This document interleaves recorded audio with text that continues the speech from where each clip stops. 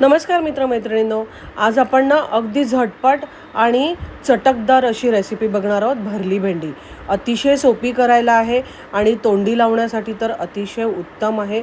कशाबरोबरही खा, वरण भाताबरोबर, चपातीबरोबर, भाकरीबरोबर किंवा नुसतीच.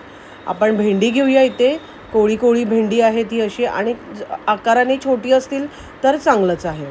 त्याची देठं आणि पाठचं शेपूट काढून त्याला असं मध्ये चीर पाडून घेऊया. जर मोठं असेल तर 2 भाग करा.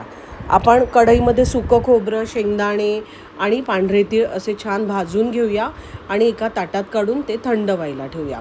आता त्याच्यामध्ये ना आपण आलं आणि लसूण घालूया. छान भरपूर लसूण घाला.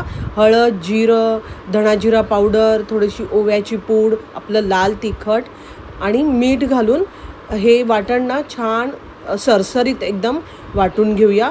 त्याची बारीक पूड करायची नाही आहे, असं थोडं सरसरीत करायचं आहे. याच्यामध्ये ना चिंच घालायची होती पण मी विसरले, म्हणून मग आमचूर पावडर, थोडं गूळ पावडर आणि धणाजिरा पावडर घालायची. छान आंबट गोड चव येते. याला थोडंसं चाखून बघितलं तर मीठ कमी होतं म्हणून मीठ घातलं. आता हा मसाला आपला तयार झाला आहे भरली भेंडीसाठी. हा तुम्ही वांग्यामध्ये किंवा तोंडलीमध्ये किंवा दोडक्यामध्ये कशातही वापरू शकता. भरली दोडकी किंवा भरली वांगी ह्या रेसिपीमध्ये सुद्धा हा मसाला वापरू शकता. आपली सगळी भेंडी भरून झालेली आहेत. एक पसरट तवा किंवा कढई घ्यायची पसरट, त्याच्यामध्ये गरम तेल करून घेऊया आपण.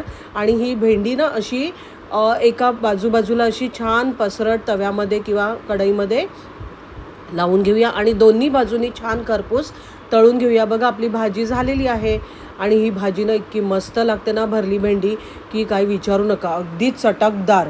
तुम्ही नुसतीचसुद्धा खायला मला तर फार आवडतात. तुम्हाला कशाबरोबर खायला आवडतील मला नक्की कमेंटमध्ये कळवा.